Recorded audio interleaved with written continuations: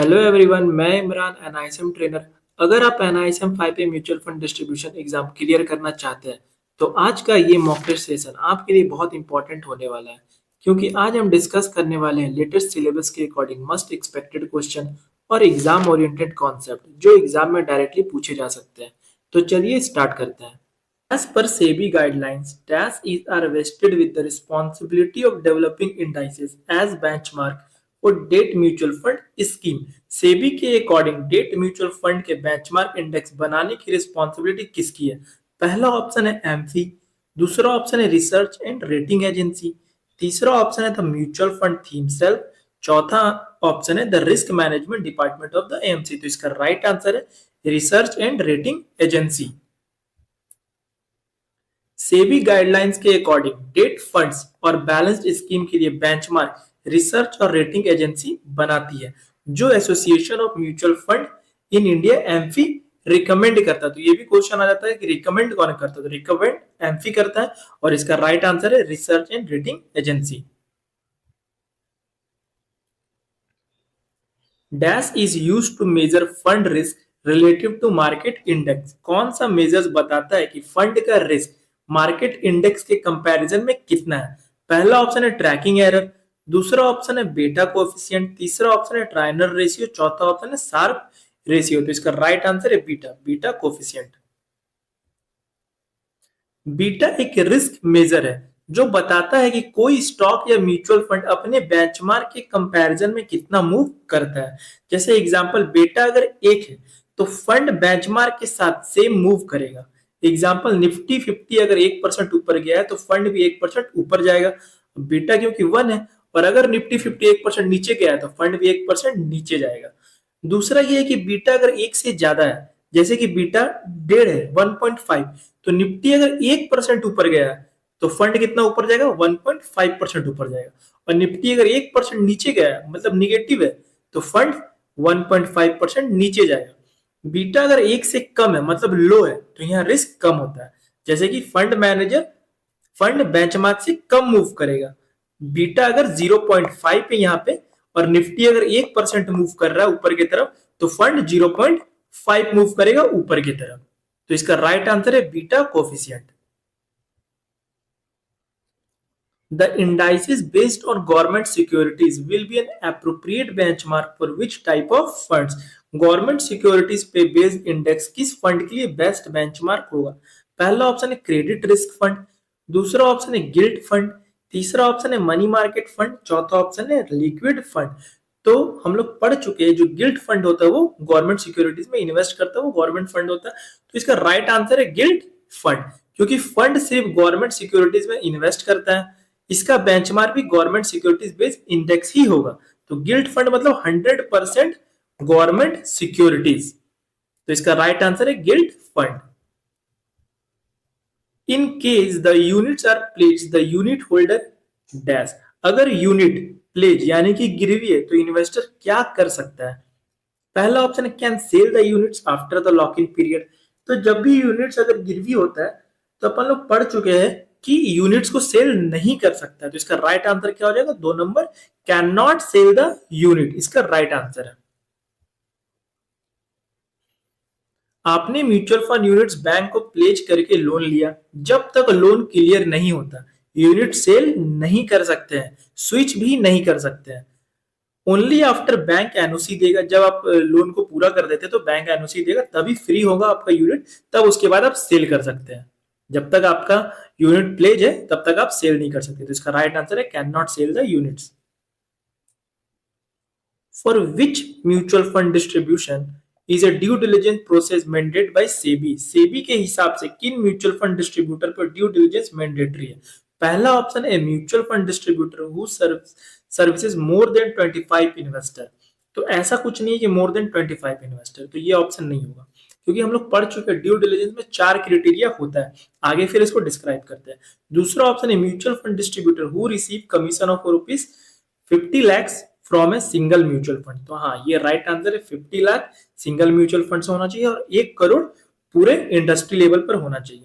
तो 2 number right answer है। तीसरा ऑप्शन देख लेते हैं mutual fund distributor who brings in investment from investor of over rupees 1 crore for a single mutual fund.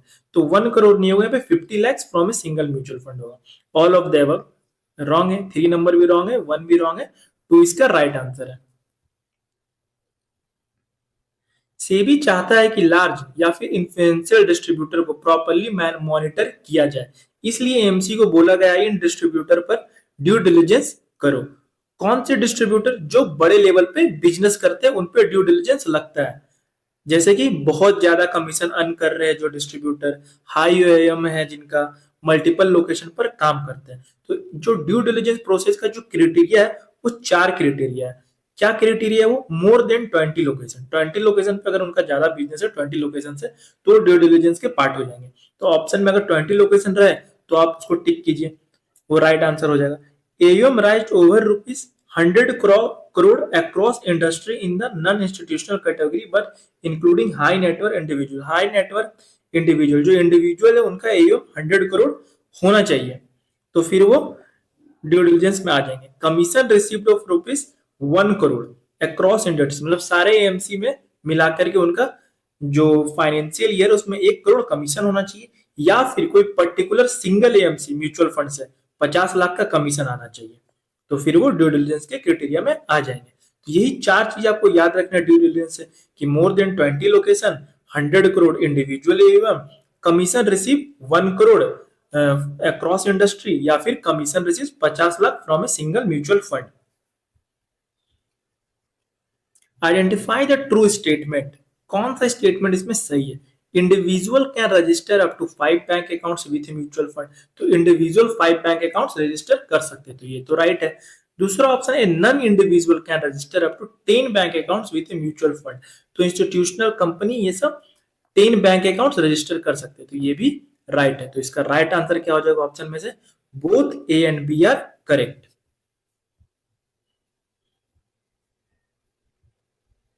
Which among the following bias can lead to concentrated portfolio?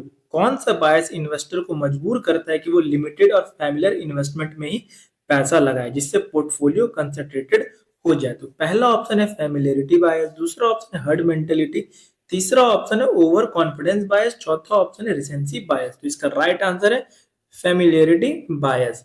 Familiarity बायस का क्या मतलब होता है? इंसान जो चीज जानता है, फेमिलर है, उसी में इन्वेस्ट करता है। इन्वेस्टर सिर्फ नोन चीजों में इन्वेस्ट करता है, न्यू अपॉर्चुनिटीज इग्नोर करता है, क्योंकि उसको न्यू अपॉर्चुनिटीज के बारे में ना जानना है ना वो जानता है। जो चीज जानता है उसी में वो इन्वेस्ट करता है, जिससे उसका पोर्टफोलियो डाइवर्सिफाइड नहीं हो पाता है और कॉन्सेंट्रेटेड रहता है, लिमिटेड रहता है, जिससे रिस्क का चांसेस बढ़ जाता है। तो इस तरह के बायस को क्या बोलते हैं? फेमिलियरिटी बायस। हर्ड मेंटेलिटी क्या बोलते हैं? जब लोग खुद का एनालाइज नहीं करते, रिसर्च नहीं करते और लोगों को फॉलो करते। ओवर कॉन्फिडेंस मतलब अपने ऊपर ज्यादा ही ओवर ट्रस्ट हो जाना। और रिसेंसी बायस मतलब रिसेंट इवेंट, अगर रिसेंट इवेंट पॉजिटिव है तो उनको लगता है कि सिर्फ पॉजिटिविटी ही होने वाला है, ऊपर ही मार्केट जाएगा। और अगर रिसेंट बायस नेगेटिव है, जैसे कि अभी 1.5 साल से वॉर चल रहा है, वॉर में है, तो अभी मार्केट गिर रहा है 1.5 साल से, तो अब इन्वेस्टर को लग रहा है कि मार्केट हमेशा गिरेगा ही, तो ये रिसेंसी बायस में आ जाते हैं। तो ये आप लोग याद रखिएगा किस टाइप के बायस का क्या आंसर होता है। Which of these funds are suitable for investors who have a long-term investment horizon and are looking for growth?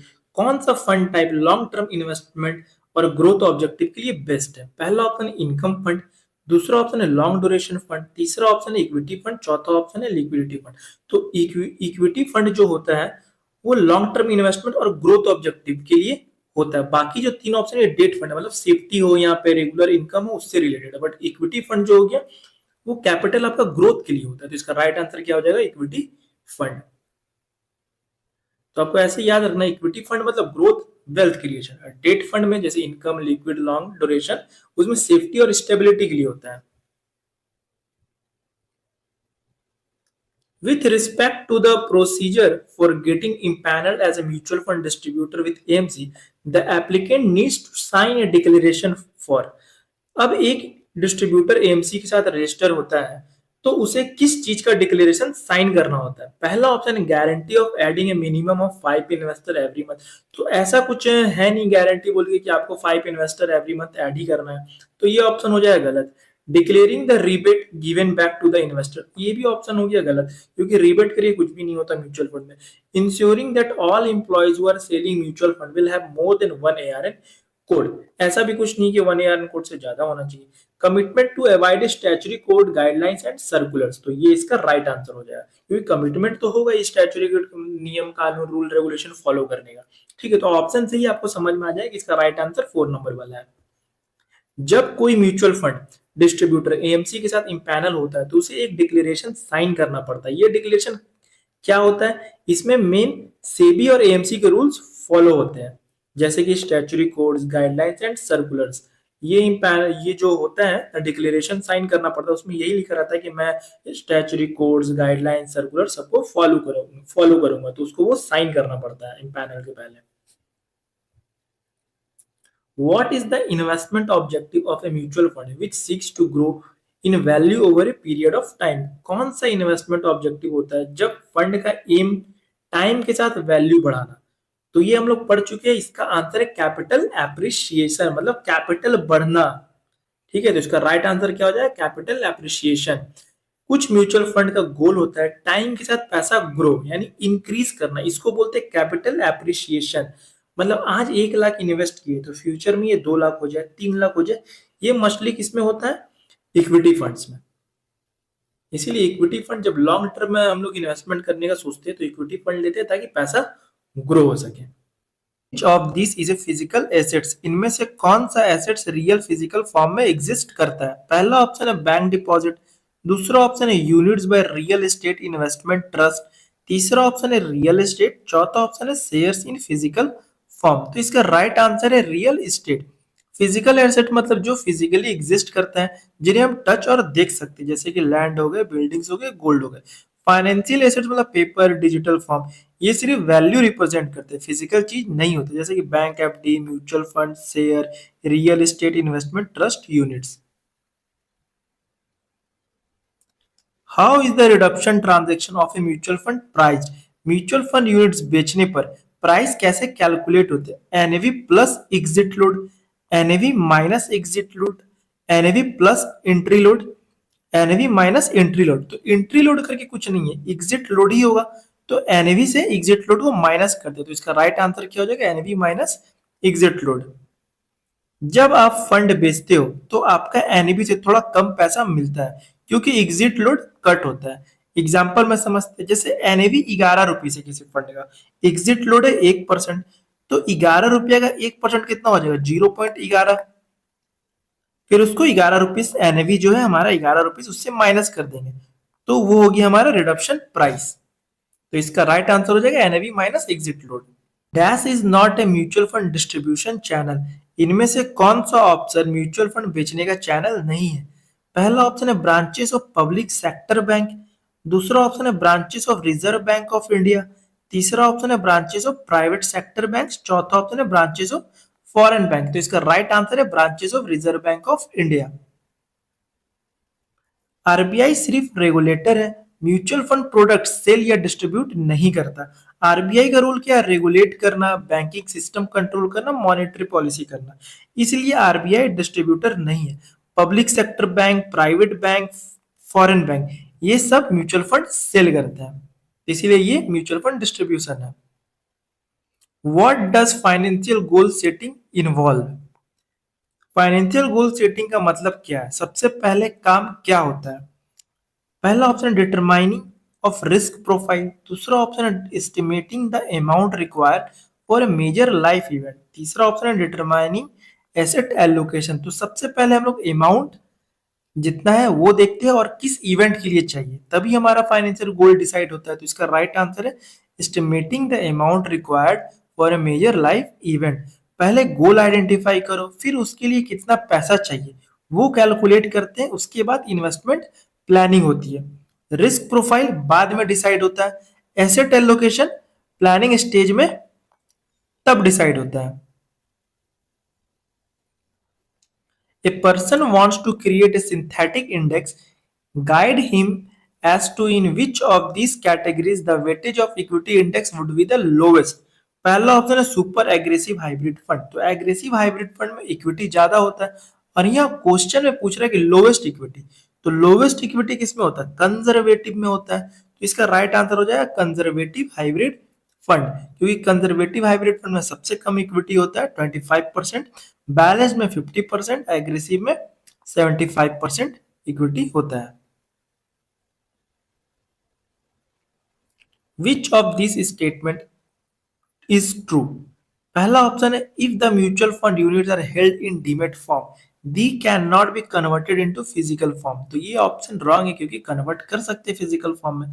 दूसरा ऑप्शन है when a mutual fund is redeemed और when there is a dividend payout the amount will be credited to the bank account linked to the demat account for those mutual fund investor who opt for demat units।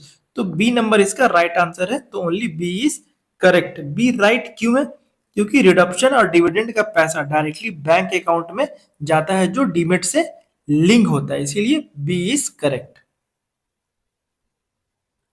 How will an application to subscribe mutual fund units be treated if an AMFI registration number is mentioned in the application form and the choice of regular plan is indicated।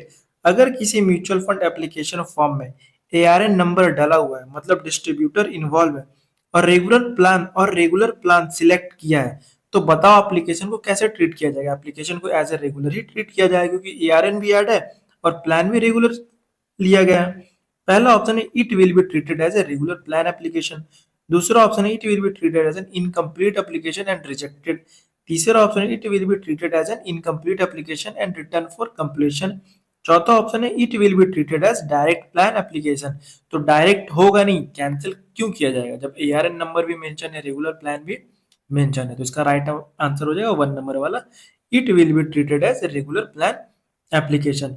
अगर आप form भरते वक्त ARN डालते हो, इसका मतलब है कि आप किसी डिस्ट्रीब्यूटर या एजेंट के थ्रू इन्वेस्ट कर रहे हो, और अगर साथ में रेगुलर प्लान भी सिलेक्ट किया है तो सिस्टम ऑटोमेटिकली समझ लिया कि आपने रेगुलर प्लान चूज किया है, यानी कि डिस्ट्रीब्यूटर के थ्रू इन्वेस्टमेंट हो रहा है, उसे ही रेगुलर प्लान बोलते हैं। Asset allocation means, asset allocation का एक्चुअल मीनिंग क्या होता है। पहला option distribution of funds between fund manager in a mutual fund. दूसरा ऑप्शन है distribution of funds between various asset class in a portfolio. तीसरा ऑप्शन है allocating a portfolio to cash. चौथा ऑप्शन है allocating mutual funds to investor. तो इसका right answer है 2 number वाला, distribution of funds between various assets class in portfolio. Asset allocation का मतलब होता है आपने पैसे को अलग अलग एसेट क्लास में डिवाइड करना, जैसे कि इक्विटी हो गया, डेट हो गया, गोल्ड हो गया। आपका टोटल पैसा एक जगह नहीं लगता, आप उसे डिफरेंट कैटेगरीज में बांट देते हो। इससे रिस्क भी कंट्रोल होता है और रिटर्न भी बैलेंस रहता है। अगर 10 लाख इन्वेस्ट करना है तो आप इसे डिवाइड कर सकते हो, जैसे एग्जांपल 5 लाख इक्विटी में डाल दिए, 3 लाख डेट में, 2 लाख गोल्ड में। इससे आपका पोर्टफोलियो डाइवर्सिफाइड हो गया और रिस्क भी डाइवर्सिफाइड हो गया। तो इसका राइट आंसर है distribution of funds between various asset class in a portfolio, मतलब asset allocation. Which entity process the purchase and redemption transaction of investor of an open-ended fund? Open-ended mutual fund में investor जब units खरीदता है या बेचता है तो ये प्रोसेस कौन हैंडल करता है। पहला ऑप्शन है द कस्टोडियन, दूसरा ऑप्शन है the broker mutual fund agent, तीसरा ऑप्शन है एमफी, चौथा ऑप्शन है RTA एजेंट, मतलब रजिस्ट्रार एंड ट्रांसफर एजेंट। तो इसका राइट आंसर है RTA एजेंट। आरटीए एजेंट का काम होता है इन्वेस्टर का रिकॉर्ड मेंटेन करना, यूनिट का अलॉटमेंट मतलब बाय और सेल करना, स्विच डिविडेंड प्रोसेसिंग करना, और इन्वेस्टर का अकाउंट स्टेटमेंट भेजना। तो इसलिए इसका राइट आंसर है आरटीए एजेंट, मतलब वो पूरा ट्रांजैक्शन प्रोसेस हैंडल करता है। नेक्स्ट क्वेश्चन है the investment in equity and equity related instrument is between dash in a balanced hybrid fund. Balanced hybrid fund में इक्विटी इन्वेस्टमेंट कितना परसेंट के बीच में होता है। तो नाम से ही समझ में आ रहा है बैलेंस, तो यहाँ पे देखना कि कौन सा बैलेंस जैसा लग रहा है। तो ये आप 3 नंबर ऑप्शन देखेंगे, 40% एंड 60% ऑफ टोटल एसेट्स, तो दोनों के बीच में 50% आ रहा है, यानी यही बैलेंस्ड है। तो इसका राइट आंसर क्या हो जाएगा, between 40% and 60%। The dash is the promoter of mutual fund. म्यूचुअल फंड का प्रमोटर कौन होता है। तो हम लोग पढ़े कि म्यूचुअल फंड के जो सबसे ऊपर स्ट्रक्चर में कौन होता है, स्पॉन्सर होता है। तो इसका राइट आंसर है स्पॉन्सर। स्पॉन्सर को ही फाउंडर एंड प्रमोटर बोलते हैं। म्यूचुअल फंड एक ट्रस्ट स्ट्रक्चर में बनता है, ये भी पूछ दिया जाता है एग्जांपल में कि म्यूचुअल फंड किस स्ट्रक्चर में वर्क करता है, तो इसका राइट आंसर हो जाएगा ट्रस्ट स्ट्रक्चर। और इस ट्रस्ट को स्पॉन्सर क्रिएट करता है, इसलिए स्पॉन्सर ही मेन पर्सन, प्रमोटर और फाउंडर होता है। तो इसका राइट आंसर क्या हो जाएगा? Sponsor. When an institutional investor is not allowed to invest in equity markets, then the mutual fund distributor can sell dash to such an investor. अगर कोई इंस्टीट्यूशनल इन्वेस्टर इक्विटी मार्केट में invest नहीं कर सकता, तो म्यूचुअल फंड डिस्ट्रीब्यूटर उससे उसको कौन सा फंड रिकमेंड करेगा? पहला ऑप्शन है कॉर्पोरेट बॉन्ड फंड, दूसरा ऑप्शन इक्विटी सेविंग फंड, तीसरा ऑप्शन है मल्टी एसेट एलोकेशन फंड, चौथा ऑप्शन है आर्बिट्रेज फंड। तो इसमें जब भी आप इक्विटी नहीं खरीद सकते तो डेट खरीदना होता है। तो इसमें डेट कौन सा है? कौन सा फंड डेट फंड, आपको ये देखना होगा। Corporate bond fund 100% debt fund, equity saving fund में इक्विटी प्लस डेट होता है, multi asset allocation fund equity fund है, और आर्बिट्राज फंड भी इक्विटी फंड है। तो इसका राइट आंसर क्या हो जाएगा? Corporate bond fund. कुछ इंस्टीट्यूशनल इन्वेस्टर को इक्विटी में इन्वेस्ट करने की परमिशन नहीं होती, ऐसे केस में उन्हें सिर्फ डेट फंड ही रिकमेंड किए जाते हैं। तो ऑप्शन में आपको देखना है कि कौन सा डेट फंड है। तो यहाँ पे ऑप्शन में कॉर्पोरेट बॉन्ड फंड एक डेट फंड है, इसीलिए इसका राइट आंसर हो जाएगा corporate bond fund. Dash is a passive fund. कौन सा पैसिव फंड? ऑप्शन है पहला गोल्ड सेक्टर फंड, दूसरा ऑप्शन है गोल्ड एक्सचेंज ट्रेडेड फंड। तो हम लोग पढ़े जो ईटीएफ होता है वो एक पैसिव फंड होता है, तो इसका राइट आंसर क्या हो जाएगा? Gold exchange traded fund. The main document which authorize a company to invest in a particular mutual fund scheme is, company को म्यूचुअल फंड स्कीम में इन्वेस्ट करने के लिए कौन सा डॉक्यूमेंट ऑथराइज देता है? ये बहुत इंपॉर्टेंट क्वेश्चन, इसको आप लोग अच्छे से याद कर लीजिए। पहला ऑप्शन है द आर्टिकल ऑफ एसोसिएशन, दूसरा ऑप्शन है द मेमोरेंडम ऑफ एसोसिएशन, तीसरा ऑप्शन है शेयर होल्डर रेजोल्यूशन, और चौथा ऑप्शन है स्पेसिफिक बोर्ड रेजोल्यूशन। तो इसका राइट आंसर है चौथा नंबर वाला स्पेसिफिक बोर्ड रेजोल्यूशन। कंपनी का डिसीजन कौन लेता है? बोर्ड ऑफ डायरेक्टर्स लेते हैं। जब बोर्ड मीटिंग में अप्रूवल मिलता है तो बोर्ड रेजोल्यूशन पास होता है, और जब स्पेसिफिक म्यूचुअल फंड में इन्वेस्ट करना हो तो स्पेसिफिक बोर्ड रेजोल्यूशन पास होता है। तो इसका राइट आंसर हो जाएगा specific board resolution. The transaction costs are low for investment in real estate as compared to other financial assets. State whether true or false.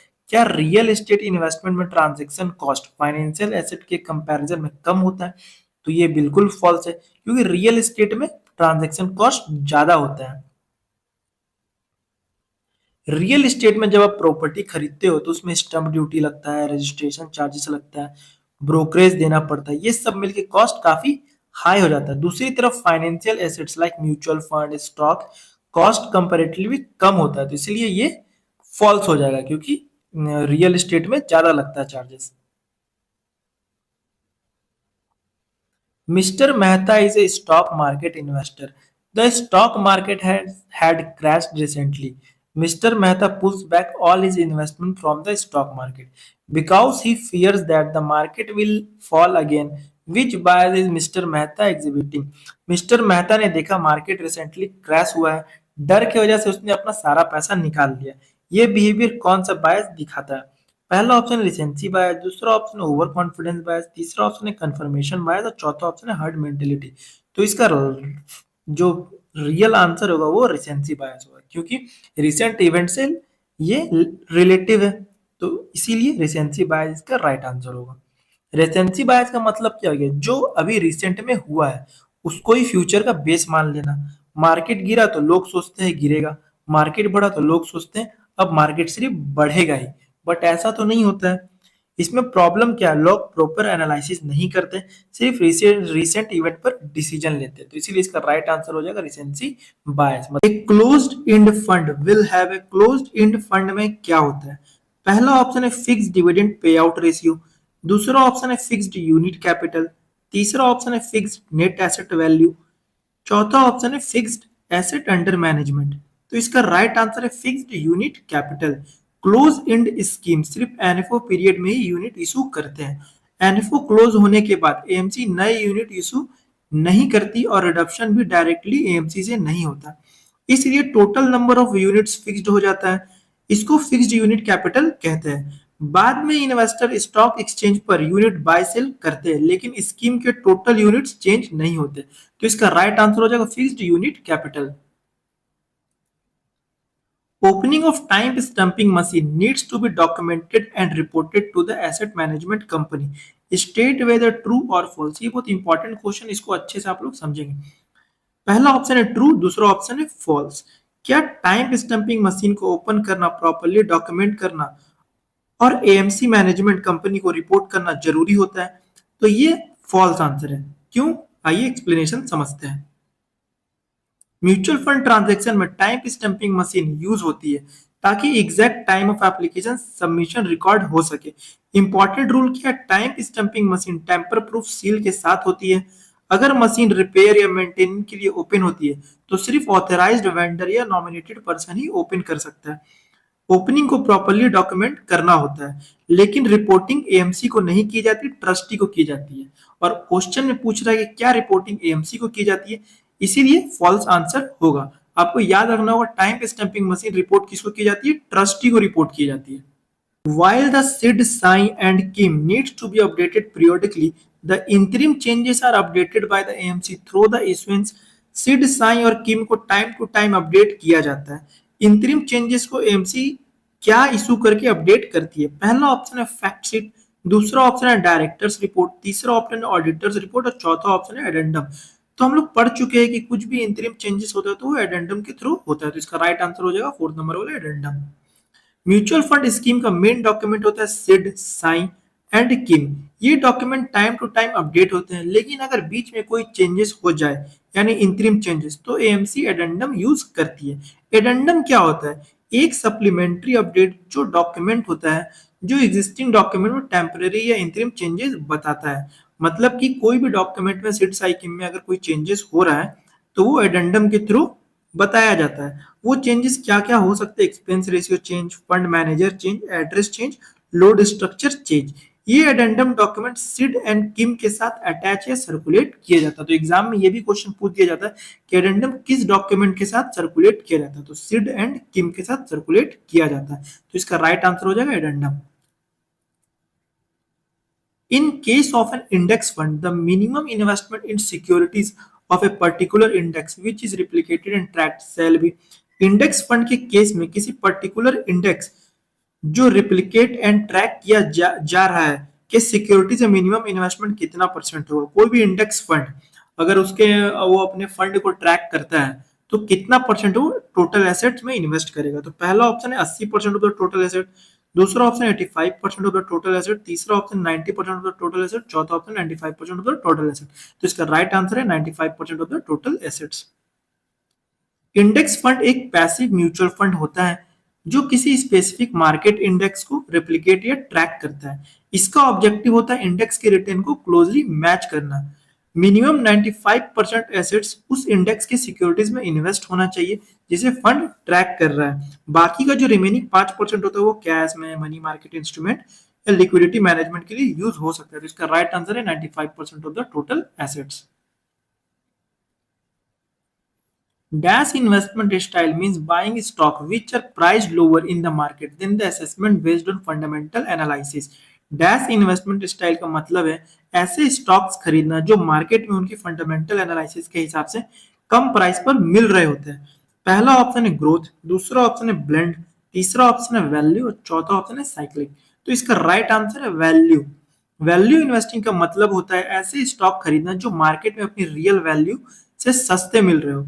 Fundamental analysis के basis पर analyst को लगता है कि स्टॉक की actual value market price से ज्यादा है, इसलिए इन्वेस्टर उस स्टॉक को अंडर वैल्यू समझकर बाय करता है। मार्केट ने अभी तक कंपनी की ट्रू वैल्यू रिकॉग्नाइज नहीं की है। जब मार्केट उस स्टॉक को रियलाइज करेगा तो स्टॉक का प्राइस इंक्रीज होगा, इसीलिए पहले से ही स्टॉक को खरीदा जाता है जिसका वैल्यू लगता है कि रिसर्च के बाद कि अभी उसका वैल्यू मार्केट के जितना प्राइस होना चाहिए उस प्राइस से कम है। तो इसका राइट आंसर हो जाएगा value. Which is the source scheme in a systematic transfer plan STP? Systematic transfer plan में सोर्स स्कीम कौन सी होती है? पहला option it is the scheme with the lower NAV, दूसरा option it is the scheme from which funds are transferred, तीसरा option it is the scheme to which funds are transferred, चौथा option it is the scheme with the higher NAV. तो इसका right answer है it is the scheme from which funds are transferred. STP पे investor एक mutual fund scheme से दूसरे scheme में regular interval पर पैसा ट्रांसफर करता है। इसमें दो स्कीम होती है, सोर्स स्कीम जिस स्कीम से पैसा निकल कर ट्रांसफर किया जाता है, दूसरा है टारगेट स्कीम जिस स्कीम में पैसा इन्वेस्ट किया जाता है। How can the empanelment of a mutual fund distributor be terminated? Mutual fund distributor का इम्पैनलमेंट कैसे टर्मिनेट हो सकता है? पहला ऑप्शन है the empanelment gets automatically terminated on the completion of the term of empanelment, दूसरा ऑप्शन है asset management company can terminate the empanelment at any time, तीसरा ऑप्शन है when all the clients of the distributor shift to direct plans, चौथा option है all of the above. तो इसका right answer है asset management company can terminate the empanelment at any time. जब distributor AMC के साथ empanel होता है तब वो डिक्लेरेशन और एग्रीमेंट साइन करता है। इस एग्रीमेंट में लिखा होता है कि एएमसी को राइट है इम्पैनलमेंट टर्मिनेट करने का। कब एएमसी टर्मिनेट कर सकती है?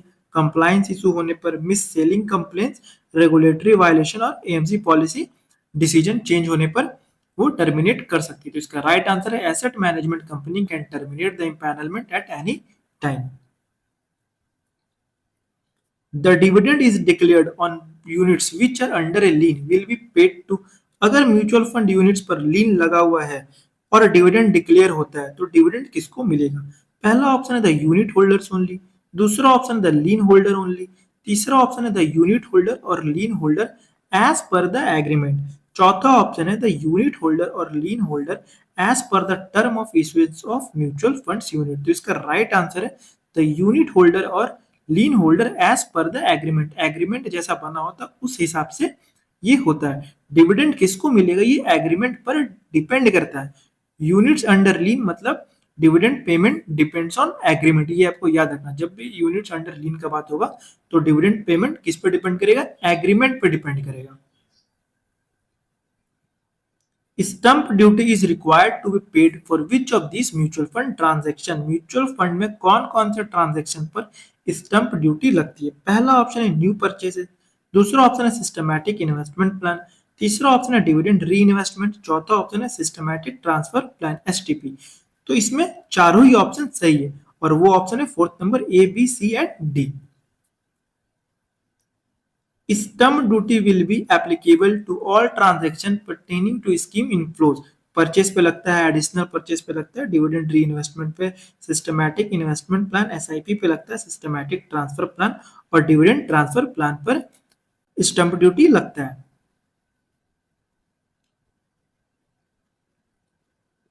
Which of these statements are true with respect to time stamping on mutual fund documents?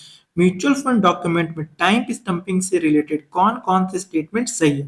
पहला ऑप्शन है time stamping is relevant for non financial mutual fund transaction. तो ये ऑप्शन गलत है क्योंकि टाइम स्टंपिंग फाइनेंशियल ट्रांजैक्शन पर लगता है। दूसरा ऑप्शन है the daily time stumping of application does not start with serial 1। तो ये राइट है, जरूरी नहीं है कि सीरियल 1 से स्टार्ट हो। तीसरा ऑप्शन है breakdown of time stamping machine process और breaking of seal is mandated to be duly recorded and reported to the trustee. तो कुछ भी अगर गड़बड़ी होता है, टाइम स्टंपिंग मशीन खराब होता है, उसको ठीक किया जाता है तो वो रिपोर्ट किसको किया जाता है? ट्रस्टी को रिपोर्ट किया जाता है। तो ये भी ऑप्शन सही है। तो B and C are true, इसका राइट आंसर हो जाएगा B and C are true. Option A क्यों गलत है? Time stamping is relevant for non financial mutual fund transaction. ये ऑप्शन गलत है क्योंकि नॉन फाइनेंशियल ट्रांजैक्शन का मतलब होता है address change, bank change, nomination change. Time stumping important इसमें नहीं होता, इसमें सिर्फ डेट स्टंपिंग इंपॉर्टेंट होता है। दूसरा ऑप्शन है the daily time stumping of application does not start with serial 1। Time stamping machine continue numbering system follow करती है, डेली सीरियल 1 से स्टार्ट नहीं होता नंबरिंग, इसलिए बी करेक्ट है। तीसरा ऑप्शन है breakdown of time stamping process must be recorded and reported to trustee. तो ये राइट है। Time stamping machine tamper proof seal के साथ होती है। अगर मशीन खोली जाती है मतलब रिपेयर या मेंटेन होती है, तो उसका जो रिकॉर्ड मेंटेन करना पड़ता है, उसको जो रिपोर्ट करना पड़ता है, वो ट्रस्टी को रिपोर्ट करना पड़ता है। इसीलिए ऑप्शन सी राइट है। What is the total expense ratio for an index fund or an ETF? Index fund या ईटीएफ का मैक्सिमम टोटल एक्सपेंस रेशियो कितना हो सकता है? पहला ऑप्शन है total expense ratio shall not exceed 1% of the daily net assets। दूसरा option है total expense ratio shall not exceed 2% of the daily net assets।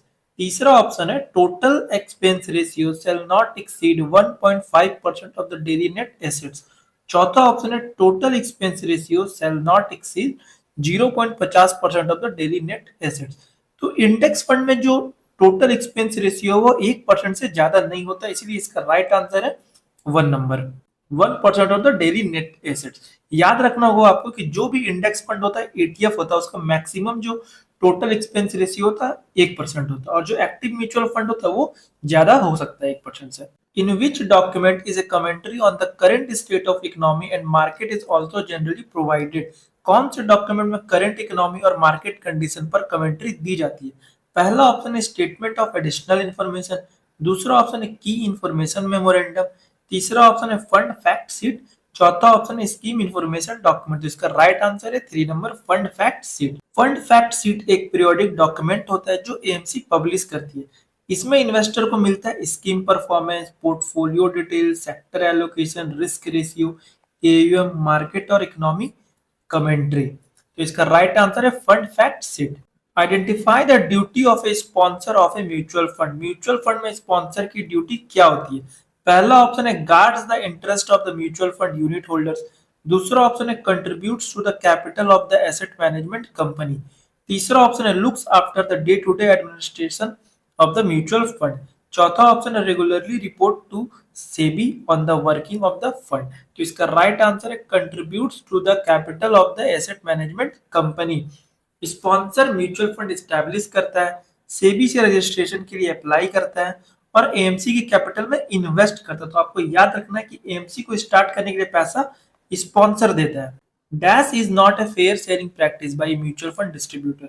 Mutual fund distributor के लिए कौन सा बिहेवियर फेयर सेलिंग प्रैक्टिस नहीं है? पहला ऑप्शन है informing the investor of the various investment option, दूसरा ऑप्शन है carefully understanding the client financial needs, तीसरा ऑप्शन है encouraging the churning of investment, चौथा ऑप्शन है giving personalised after sales service. तो इसका राइट आंसर है encouraging the churning of investment. आइए एक्सप्लेनेशन समझते हैं। चर्निंग का मतलब हो गया इन्वेस्टर को बार बार फंड बाय करवाना, फंड सेल करवाना, स्विच करवाना, सिर्फ कमीशन अर्न करने के लिए। तो ये फेयर सेलिंग प्रैक्टिस नहीं है। तो इसका राइट आंसर है encouraging the churning of investment. The loss booked from equity investment of 18 months can be set of against. अगर इक्विटी इन्वेस्टमेंट 18 मंथ्स के बाद बेची गई और उसमें लॉस हुआ, तो उस लॉस को किस गेन के अगेंस्ट सेट ऑफ कर सकते हैं, उसको कहां पर एडजस्ट कर सकते हैं? तो लॉन्ग टर्म का बात हो रहा है, तो लॉन्ग टर्म का जो भी लॉस होता है वो लॉन्ग टर्म कैपिटल गेन में ही एडजस्ट कर सकते हैं। तो इसका राइट आंसर है 2 नंबर वाला long term capital gain only. आपको याद रखना होगा कि शॉर्ट टर्म कैपिटल लॉस होता है तो उसको शॉर्ट टर्म कैपिटल गेन और लॉन्ग टर्म कैपिटल गेन दोनों में एडजस्ट कर सकते हैं, बट जब भी लॉन्ग टर्म कैपिटल लॉस हो रहा है तो उसको सिर्फ लॉन्ग टर्म कैपिटल गेन में ही एडजस्ट कर सकते हैं। Investments have to be made only through authorised signatories for investment by. कौन से टाइप की इन्वेस्टर म्यूचुअल फंड में इन्वेस्ट सिर्फ ऑथराइज्ड सिग्नेटरी के थ्रू करते हैं? पहला ऑप्शन है इंस्टीट्यूशनल इन्वेस्टर, दूसरा ऑप्शन है हिंदू एंड डिविडेंड फैमिली, तीसरा ऑप्शन है नॉन रेजिडेंट्स इंडियंस, चौथा ऑप्शन है हाई नेटवर्थ इंडिविजुअल। तो जितने भी इंडिविजुअल है वो आंसर नहीं होगा, इसका आंसर है इंस्टीट्यूशनल इन्वेस्टर मतलब कंपनी। इंस्टीट्यूशनल इन्वेस्टर कौन कौन हो सकते हैं? Companies, bank, insurance company, trust, pension fund. ये ऑर्गेनाइजेशन खुद साइन नहीं कर सकते, इसलिए बोर्ड रेजोल्यूशन के थ्रू ऑथराइज सिग्नेचर अपॉइंट किया जाता है। वही पर्सन एप्लीकेशन साइन करता है, इन्वेस्टमेंट ट्रांजैक्शन करता है, डॉक्यूमेंट अप्रूव करता है। The form for registering a change in the default bank account has to be signed.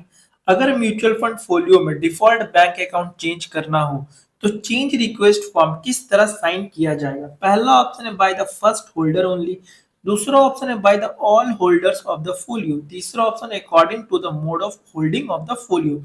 चौथा ऑप्शन है by all the holders of the bank account. तो इसका राइट आंसर है according to the mode of holding of the folio. Mutual fund folio में mode of holding तीन types के होते हैं। पहला सिंगल होल्डिंग, दूसरा ज्वाइंट होल्डिंग, तीसरा माइनर होल्डिंग। इसलिए रूल फिक्स नहीं है फर्स्ट होल्डर साइन करेगा या सब होल्डर साइन करेगा, इसलिए साइन डिपेंड किस पे करता है, मोड ऑफ होल्डिंग पे। तो इसका राइट आंसर है according to the mode of holding of the folio. To measure the fund manager performance, the difference between the scheme's actual return and its optimal return is calculated and this is known as fund manager की performance major करने के लिए scheme का actual return और expected returns के बीच का difference क्या कहलाता है। पहला ऑप्शन है अल्फा, दूसरा ऑप्शन है बीटा, तीसरा ऑप्शन है शार्प, चौथा ऑप्शन है ट्राइनो। तो इसका राइट आंसर है अल्फा। अल्फा फंड मैनेजर की रियल परफॉर्मेंस को मेजर करता है। अल्फा का फॉर्मूला क्या होता है, कैसे अल्फा निकालते हैं, alpha equal to actual return minus expected benchmark return. Example, अगर बेंचमार्क रिटर्न 10% है और फंड रिटर्न 13% है, तो alpha fund return minus benchmark return, तो 3% अल्फा हो गया। मतलब 3% फंड मैनेजर अगर पॉजिटिव अल्फा है तो अच्छा परफॉर्म किया है। पॉजिटिव अल्फा का मतलब हो गया फंड मैनेजर ने मार्केट को बीट किया है। जीरो अल्फा का मतलब हो गया मार्केट की इक्वल परफॉर्मेंस, और निगेटिव अल्फा का मतलब हो गया मार्केट से गंदा परफॉर्मेंस। तो इसका राइट आंसर है alpha. Which of this is an advantage of mutual fund. म्यूचुअल फंड का कौन सा फीचर इन्वेस्टर के लिए एडवांटेज है। ये चार ऑप्शन है, इसमें से आपको बताना कि कौन सा म्यूचुअल फंड का एडवांटेज है। पोर्टफोलियो कस्टमाइजेशन, दूसरा ऑप्शन है चॉइस ओवरलोड, तीसरा ऑप्शन है कंट्रोल ओवर कॉस्ट, चौथा ऑप्शन इकोनॉमीज ऑफ स्केल। तो इसका right answer economies of scale. यहाँ पे कुछ एडवांटेज है और कुछ डिसएडवांटेज है। तो एडवांटेज मतलब डाइवर्सिफिकेशन का एडवांटेज मिलता है आपको, प्रोफेशनल मैनेजमेंट, लिक्विडिटी और इकोनॉमिक्स ऑफ स्केल, ये म्यूचुअल फंड के एडवांटेज होगा। डिसएडवांटेज की बात करें तो lack of customisation, choice overload, no control over cost, ये म्यूचुअल फंड के डिसएडवांटेज होगी। तो एग्जाम में एडवांटेज से भी पूछा जाता है और डिसएडवांटेज से भी पूछा जाता है। तो यहाँ पे आप लोग याद कर ले कि क्या क्या एडवांटेज और क्या क्या डिसएडवांटेज है। Identify the true statement. Rolling return are the average annualized return calculated for alternate holding period. Rolling return वो average annual return होते हैं जो different holding period पर calculate किए जाते हैं। तो ये ऑप्शन तो राइट है। दूसरा ऑप्शन है holding period return do not provide an accurate picture return of fund if its initial value is too high or low. Holding period return fund के रिटर्न के एक्यूरेट पिक्चर नहीं देता अगर starting value बहुत ज्यादा high या बहुत लो है। तो ये भी राइट, यानी both 1 and 2 are correct. Rolling return क्या होता है, डिफरेंट टाइम पीरियड पर एवरेज एनालाइज रिटर्न कैलकुलेट करना। अगर 5 ईयर का रोलिंग रिटर्न कैलकुलेट कर रहे हैं तो 2015 से 2020, 2016 से 2021, 2017 से 2022 ऐसे करके कैलकुलेट करेंगे। हर पीरियड का रिटर्न कैलकुलेट करके एवरेज निकाला जाता है। इससे फंड की रियल परफॉर्मेंस पता चलता है। तो आपको रोलिंग रिटर्न में ये याद रखना कि इससे फंड की रियल परफॉर्मेंस पता चलता है। होल्डिंग पीरियड रिटर्न क्या होता है, return between two fixed date, जैसे 2018 से 2023 के बीच के रिटर्न। इसमें प्रॉब्लम क्या होता है, अगर स्टार्ट पॉइंट या एंड पॉइंट अनयूजुअल हो, मतलब मार्केट क्रैश या पीक का टाइम हो, तो रिटर्न मिसलीडिंग हो सकता है। इसलिए होल्डिंग पीरियड रिटर्न कभी कभी एक्यूरेट पिक्चर नहीं देता। तो यहाँ पे आपको याद रखना है कि holding period return accurate picture नहीं देता और रोलिंग रिटर्न एक्यूरेट पिक्चर देता है। Dash is not a function of AMFI. AMFI का कौन सा काम नहीं है, पहला option representing the mutual fund industry to the government RBI, तो ये तो काम है, रिप्रेजेंट करता हुआ म्यूचुअल फंड इंडस्ट्री को गवर्नमेंट आरबीआई के पास। दूसरा option undertaking studies and research of the mutual fund industry, तो स्टडीज एंड रिसर्च भी वो प्रोवाइड करता है। तीसरा option undertaking investor awareness programme, ये भी ऑप्शन है, ये भी राइट है।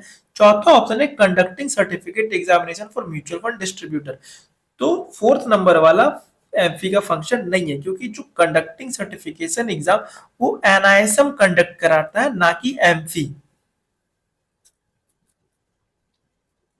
आपको ये याद रखना है कि एमफी का क्या काम है, एमफी का रोल होता है म्यूचुअल फंड इंडस्ट्री को प्रमोट और रेगुलर सपोर्ट करना। इसका मेन फंक्शन है industry representation, research and studies and investor awareness programme चलाना। एग्जाम कंडक्ट कराना ये एनआईएसएम का काम है। और मार्केट को रेगुलेट कौन करता है? शेयर मार्केट को रेगुलेट, म्यूचुअल फंड को रेगुलेट सेबी करता है। How will the AMC and RTA agent process an application for subscribing to mutual fund units if the ARN is wrongly mentioned in it? अगर mutual fund application form में ARN गलत लिख दिया गया है तो AMC या RTA उस एप्लीकेशन को कैसे प्रोसेस करेगा? पहला ऑप्शन है it will be process as direct plan application. दूसरा ऑप्शन है it will be rejected as incomplete application. तीसरा ऑप्शन है it will be considered as an incomplete application and sent back to completion। चौथा option है it will be treated as a regular plan subjected to the error being corrected in the required time frame। तो इसका right answer है it will be treated as a regular plan subjected to the error being corrected in the required time frame। मतलब जो required time frame है, जो time limit है, उसमें correct हो जाना चाहिए। एप्लीकेशन रेगुलर प्लान के अंडर प्रोसेस होता है। एएमसी आरटीए इन्वेस्टर या डिस्ट्रीब्यूटर से करेक्ट एआरएन कोड मांगता है। जो टाइम लिमिट है 30 कैलेंडर डे। तो ये आप लोग को याद रखना है कि टाइम लिमिट कितना है, क्योंकि कभी कभी क्वेश्चन में ये भी पूछ दिया जाता है कि अगर गलत एआरएन डाला गया है या रेगुलर की जगह डायरेक्ट डाला गया है तो फिर वो कितने दिन के अंदर ठीक किया जा सकता है? तो 30 calendar days. Dash will help the investor understand the suitability of a mutual fund scheme to them। कौन सी चीज इन्वेस्टर को समझाने में हेल्प करती है कि म्यूचुअल फंड स्कीम उसके लिए सुटेबल है या नहीं?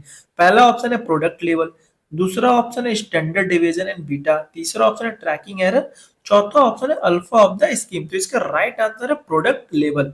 प्रोडक्ट लेवल एक सिंपल रिस्क इंडिकेटर लेवल होता है जो म्यूचुअल फंड स्कीम के बारे में सेबी जो म्यूचुअल फंड स्कीम के बारे में इंपॉर्टेंट इंफॉर्मेशन देता है। सेबी ने मिस सेलिंग रोकने और इन्वेस्टर को इजीली समझने के लिए प्रोडक्ट लेबलिंग सिस्टम इंट्रोड्यूस किया है। इस लेवल में जनरली ये इंफॉर्मेशन होती है जैसे nature of scheme, investment objective और रिस्क लेवल। तो इसका राइट आंसर है प्रोडक्ट लेवल।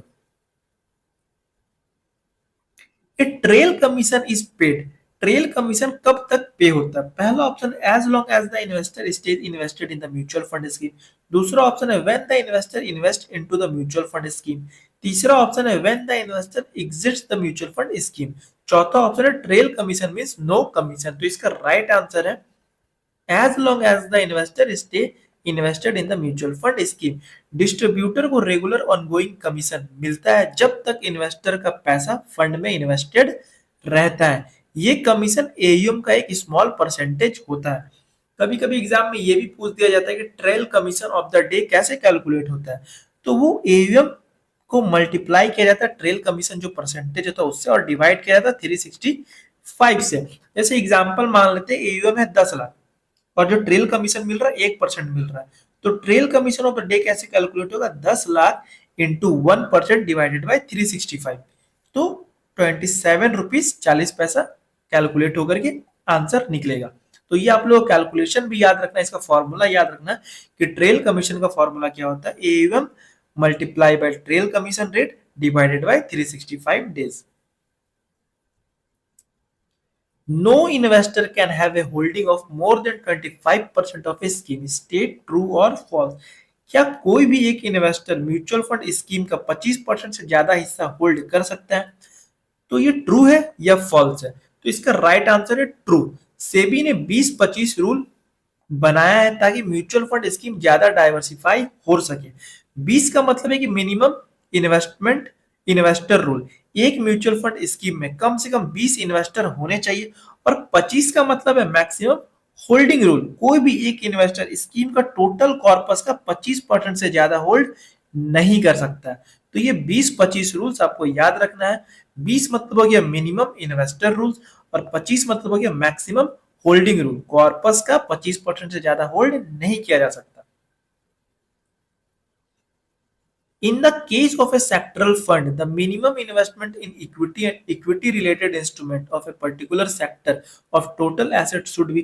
sectoral fund में total asset का minimum कितना परसेंट एक पर्टिकुलर सेक्टर के इक्विटी इंस्ट्रूमेंट में इन्वेस्ट होना चाहिए? पहला ऑप्शन है 65, दूसरा ऑप्शन है 70%, तीसरा ऑप्शन है 80% और चौथा ऑप्शन है 95%। तो इसका राइट आंसर है 80%, सी नंबर। सेक्टर फंड एक ऐसा फंड होता है जो एक ही सेक्टर या थीम में इन्वेस्ट करता है, जैसे कि banking, IT, pharma, infrastructure, power. Sector या थीमेटिक फंड को मिनिमम 80% एसेट, इक्विटी और इक्विटी रिलेटेड इंस्ट्रूमेंट में इन्वेस्ट करना होता है उस पर्टिकुलर सेक्टर या थीम के अंदर। तो इसका राइट आंसर हो जाएगा 80%। The ARN is allotted to the mutual fund distributors by mutual fund distributor को ARN कौन अलॉट करता है? पहला ऑप्शन है सेबी, दूसरा ऑप्शन है एनआईएसएफ, तीसरा ऑप्शन है एएमसी, चौथा ऑप्शन है एमफी। तो इसका राइट आंसर है एमफी। एमफी अलॉट करता है। एमफी मतलब association of mutual fund in India का एक इंपॉर्टेंट रोल है म्यूचुअल फंड डिस्ट्रीब्यूटर को रजिस्टर्ड करना। इसका प्रोसेस होता है, पहले कैंडिडेट एनआईएसएम सीरीज 5 एग्जाम पास करता है, उसके बाद एमपी का पास अप्लाई करता है, एमपी उसको एआरएन अलॉट करता है। इस एआरएन के बिना कोई भी म्यूचुअल फंड डिस्ट्रीब्यूट नहीं कर सकता। तो इसका राइट आंसर है MP. In order to ensure fairness to investor, Dash has prescribed cut-off timing to determining the applicable NAV. Investor के साथ फेयरनेस मेंटेन करने के लिए एप्लीकेबल एनएवी डिसाइड करने का कट ऑफ टाइमिंग किसने प्रेस्क्राइब किया है? पहला ऑप्शन है एमपी, दूसरा ऑप्शन है सेबी, तीसरा ऑप्शन है आरबीआई और चौथा ऑप्शन है स्टॉक एक्सचेंज। तो इसका राइट आंसर है सेबी। सेबी ही म्यूचुअल फंड इंडस्ट्री के रूल्स और रेगुलेशन बनाता है। NAV calculation rule, cut off timing rules और इन्वेस्टर प्रोटेक्शन रूल, ये सारे रूल्स सेबी ही बनाता है। तो इसका राइट आंसर है सेबी।